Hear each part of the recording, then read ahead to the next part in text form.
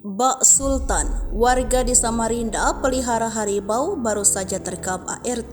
Bermula dari kematian seorang asisten rumah tangga bernama Supriyanda 27 tahun. Akhirnya terkuak seorang warga di Samarinda punya hewan peliharaan berupa harimau. Nyawa Supriyanda berakhir setelah diterkam harimau majikannya itu pada Sabtu 18 November 2023. Jasadnya pertama kali ditemukan langsung oleh istrinya. Insiden yang menewaskan warga Kecamatan Samarinda Utara itu bikin gempar warga sekitar. Merangkum dari tribunnews.com, awalnya Supriyanda dan istrinya ingin pergi ke pesta pernikahan. Sebelum ke lokasi pelaminan, ia bersama sang istri mampir dulu ke rumah sang majikan.